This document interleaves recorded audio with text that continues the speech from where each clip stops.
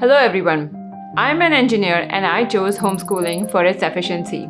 It's been a very fulfilling process and I'm here to share with you exactly what we do day to day in order to teach our kids and have fun while they're learning and growing.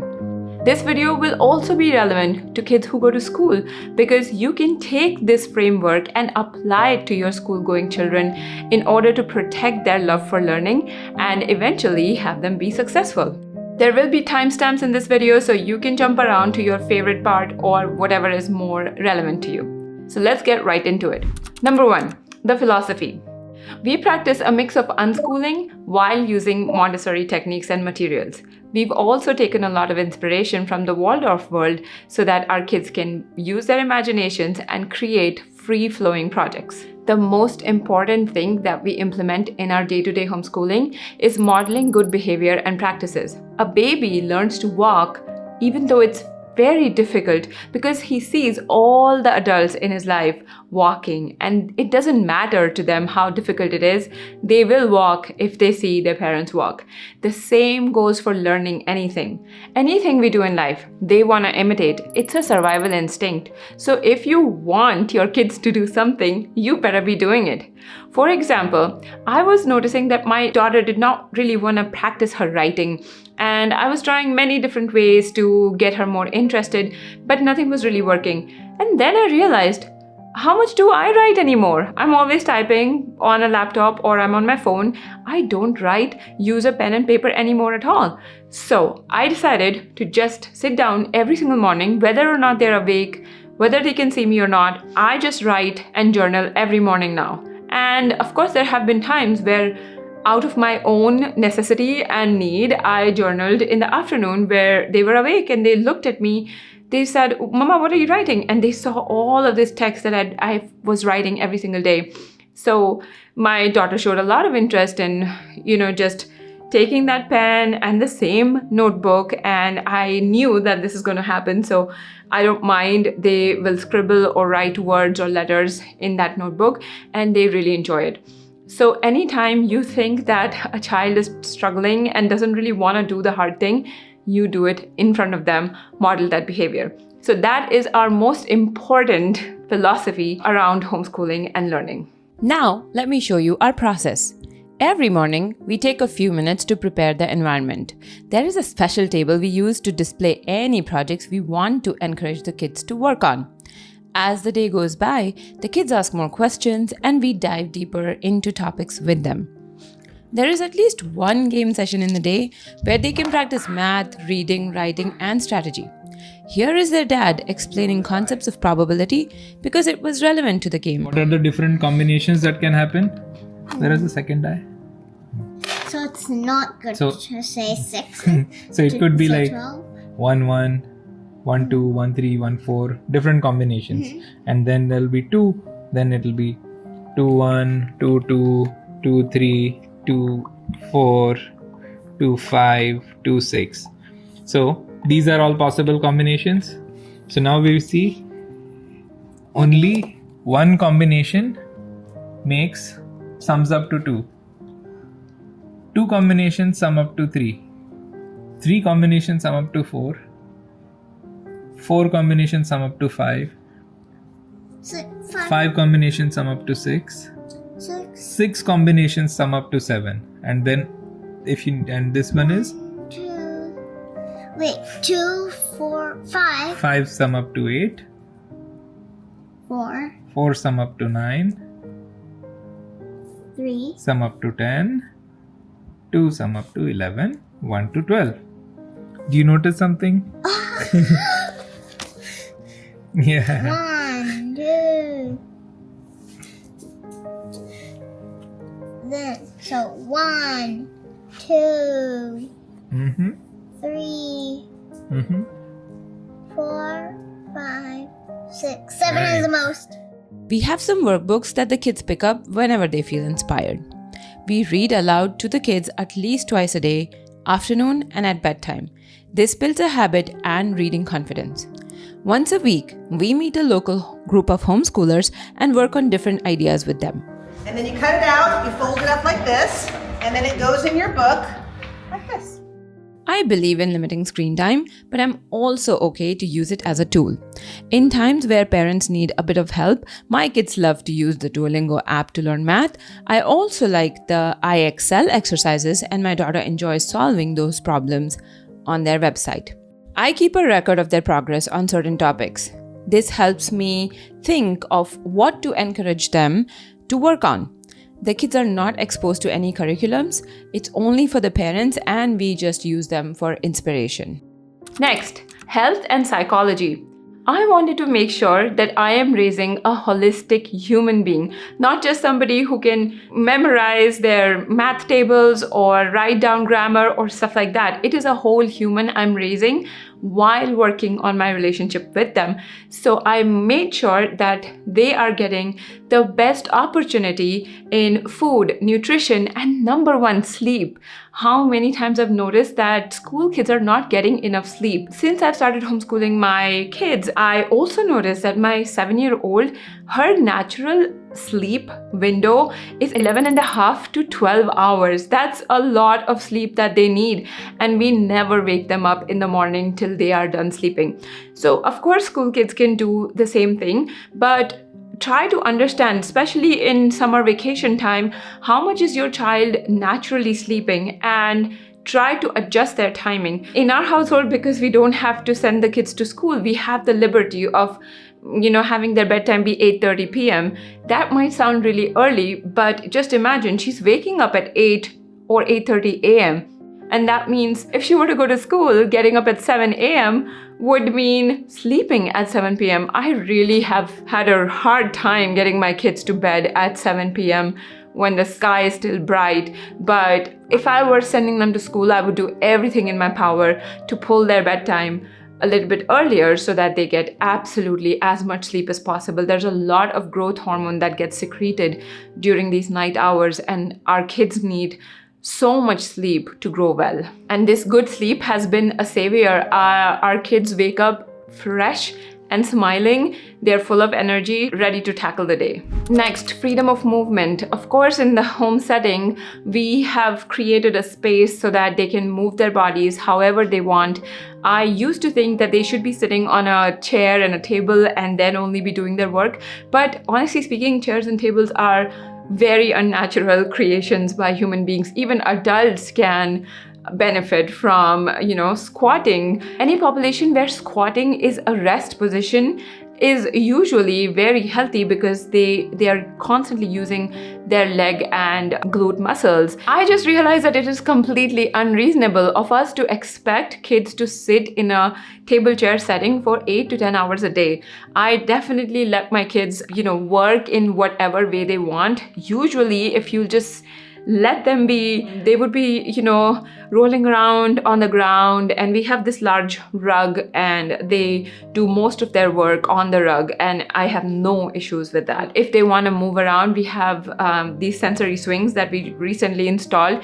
They have been the best investment we have ever made. I don't know, my kids use it at least 6 hours every day, on and off. They can go pee whenever they want. And also, of course, we have meal times, but sometimes if the child gets hungry, it's okay if they eat a snack at 2 p.m. instead of 3:30 p.m. if that is, the school timing. Next, effort versus outcome. If you take nothing else from this video, let this be it. So let me share a story. There were researchers who divided kids into 2 groups. Both groups were given the same set of problems.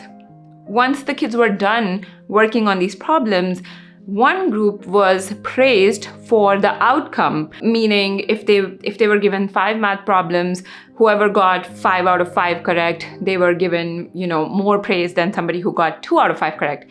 On the other hand, the second group, however, was praised based on their effort. They looked at how the children tried to solve the problem and attempted to think for a solution. So these kids were lauded based on the effort that they put in.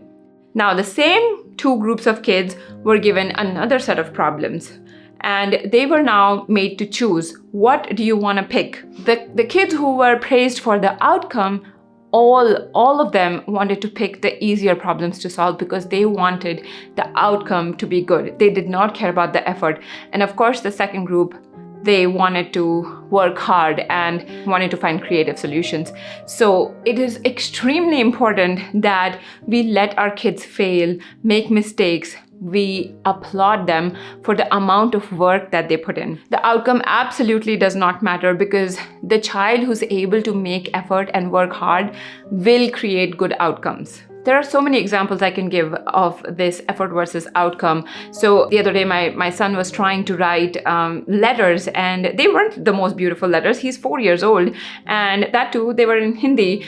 I just applauded him for, first of all, willing to take up writing in a new language, and also the way he was just drawing those lines. So what you can do is you can appreciate the whole process. You can see, oh, I see that you tried to make these two lines parallel, or you were able to write it a few times till the letter looked good to you. Another example would be my daughter. She created this boat powered by a balloon, and she put in all of this work of saving the bottles from the day they came in. She kept it in a nice place, and then she had this idea brewing in her head for so many days, and she asked us to buy her a pack of balloons. She connected a straw, connected all of this apparatus together, and then blew the balloon, used the thrust of the balloon's air coming out to move the boat in the water. And I did the same, like exactly how I explained to you what she did. I said that to her. I did not care about, or I did not highlight how fast the boat went or how successful the experiment was. All I mentioned was how she sat down for 3 days and did not stop till the project was done. Next, curriculum. Many people asked me this question in my previous video, what curriculum we are using. And to tell you the truth, I'm not using any curriculum. And the reason for this is none of the curriculum are actually catered to a particular child. Somebody in some room decided that all the kids need to know XYZ till they are, 8 years old. They should all know how to read, write, and do algebra or something, some basic math. But that is not how a child's brain works. The way it works is it takes its own sweet time figuring out things that they're more interested in right now. For example, there's so many babies that walk at 10 months old and so many that do at 15 months old. If we set curriculum for babies, they would not do anything. And also, knowledge is taken in, they work on it, they need time for it to settle and the brain cells to make those connections. There are these neural pathways that get set when children are working on something. So all of that needs time. A curriculum, if you're just following it blindly, that just means that before something got set, you're introducing new subjects, new topics, without understanding where this child is at. And now, all of that being said, it does not mean that we will let our kids not know how to read or write till they're 15 years old. I believe in creating boundaries that are safe and then giving lots of freedom within. So I do think that being able to read and write will open up a world of possibilities. Like if they're reading by the time there's no rush, of course, but by the time they're 8, 9, sometimes even 10 years old, they'll be able to get into storybooks and literature, and then they'll be able to write their own stuff. So we deeply follow the child's interest.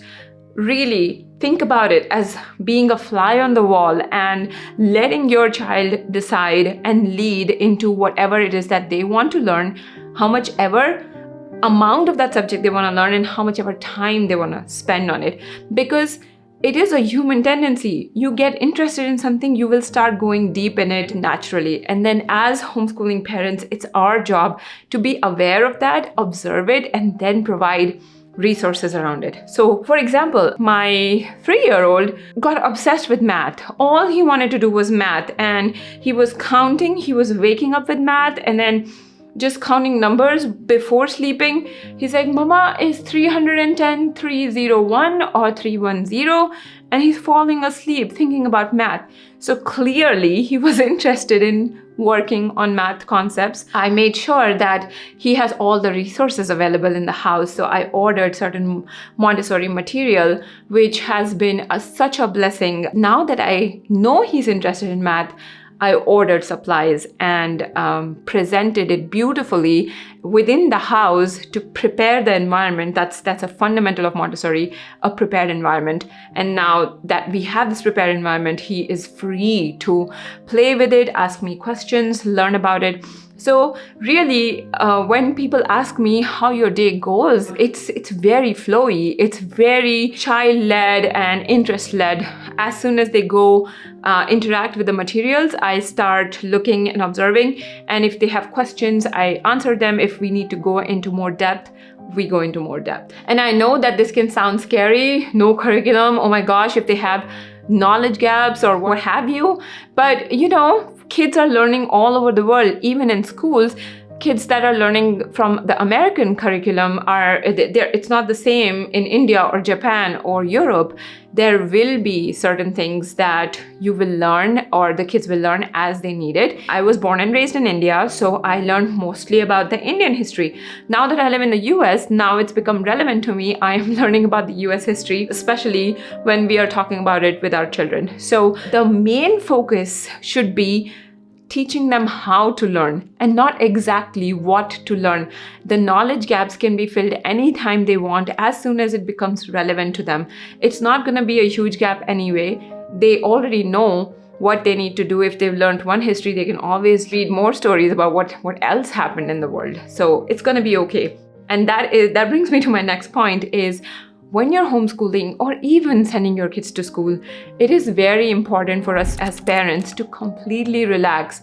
You have to have faith that humans are inherently born curious and they will learn. They want good things for themselves too.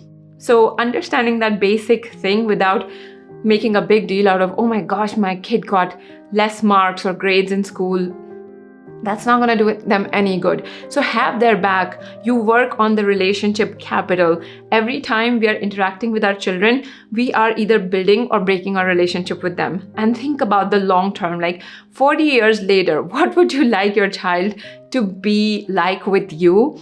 And is this grade that right now you're stressing about, is it worth it in the next 40 years? I have very few expectations from my own parenting, but there are just two major principles that I want my kids to grow up with. One is loving effort more than outcome.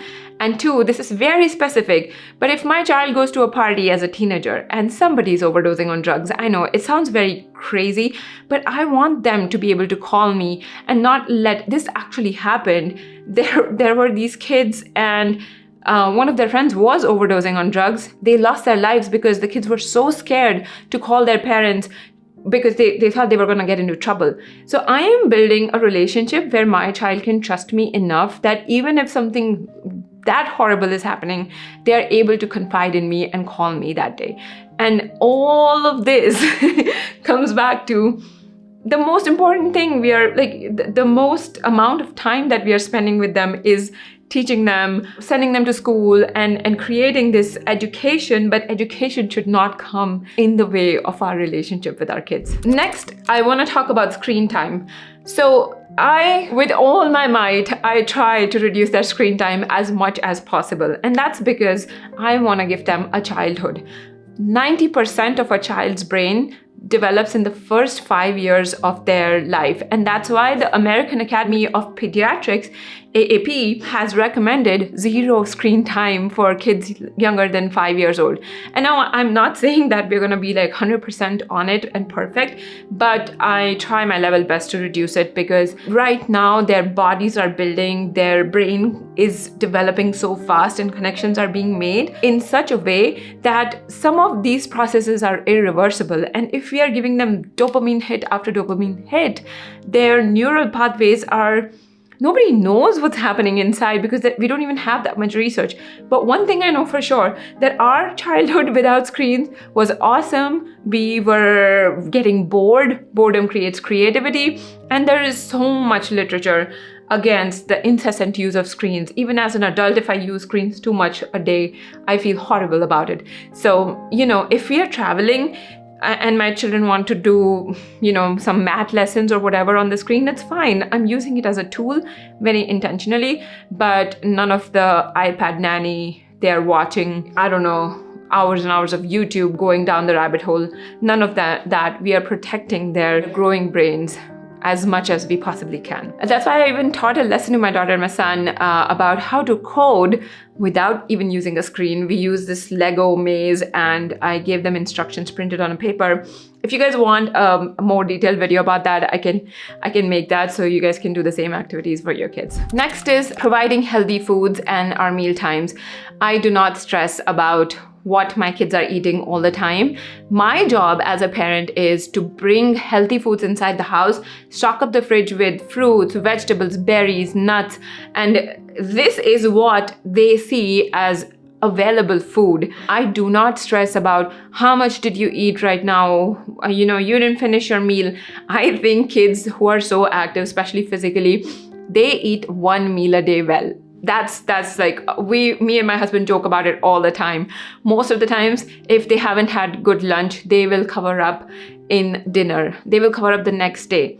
If I can't count how many times they breathe, I'm not gonna count how much they're gonna eat. We have certain meal times. We all eat breakfast, lunch, and dinner together, but that's about it. They are free to choose what they want to eat, but the set of foods that are in the house is almost always very healthy. So they can make their own combinations. And I make sure to supplement B12, omega-3, and EPA and DHA combination. And I will leave all the links below of the exact stuff that we use. And my daughter just had her blood work done. She flew through everything. Everything was amazing in her body. All the numbers were great. And I know that this is because of all the intentional work I've done for their food and for their supplementation. So the more you nag kids about eating this, that, or the other, the more they're gonna resist you. Again, I'm working on the relationship capital, and I just make sure, like, I'm being smart as a leader, as a parent. I will make sure that most of their food is like sweetened by dates, so they're not having too much sugar. And once you eat fruit, sugar, and fruit, the brain doesn't want that crazy amount of sugar. None of my kids can even finish one ice cream scoop because they think it's too sweet. Next is game schooling. This is our favorite part. This is something my husband mentioned. Oh my gosh, it's gonna be so boring to like sit and teach the kids and like write on a whiteboard. I'm like, what do you want to do with them? He's like, I just want to play games with them. I was like, please do that. So we have games in all subjects. It's really cool because they want to learn while playing games, and they love Monopoly. And there's also like, different city Monopolies. So we live on one city and there's a Monopoly specific to our city. Not only that, I also encourage my kids to build their own games. So I bought them empty playing cards, and my daughter created this amazing game with gems, and I created a game. I want to teach them how to read and write Hindi. So I don't know if you guys know the Go Fish game. I created Go Fish but in Hindi letters. And while I was creating it, they came and they were like, we also want to write it. And I had these like really cool markers. So my daughter and my son were practicing how to write Hindi letters. They would never be interested in something like that, but games are such a good way for them to learn and for parents to have fun. So even if your kids are going to school and you think that they're, some subject like, I don't know, fractions, they're having difficulty with, go buy a fractions game. I'll leave all the links down below that we have, and I'll make a very specific video just about game schooling. So keep an eye out for that. Next, I want to touch upon the classes that we take. So I do not try to overwhelm my kids with classes. My daughter only goes to 2 classes, gymnastics and tennis. Gymnastics is amazing to create this foundational fitness, body awareness, strong arms, strong legs. And then tennis, she's using all of that spatial awareness and learning an organized sport. So both of them, as long as she's interested, she can go. My son went for gymnastics. He was pretty good in the class, but for some reason he got bored and he did not want to do it. I pulled him out. We'll wait another year, try to get him back in. If he doesn't want to do it, we can always find something else. But I do not believe in, driving them around 5, 6, 7 classes a week. That is just not useful. But I also think that they should have as much range as possible. So, one class for a whole year, the next type of sport, or another class for another year without overwhelming them. I hope this video was helpful. I know this was long, but education is a long topic. And if you have any more questions, leave them down in comments. I try to respond to as many as I possibly can, and I will make a lot more videos about the specifics of game schooling and Montessori materials and how to get your kids interested in math. So do subscribe to the channel for all those video updates. And if you haven't already seen why we are homeschooling our kids, I'll leave the link to that video in the description, or you'll see it somewhere here. And I will see you next time. Bye bye.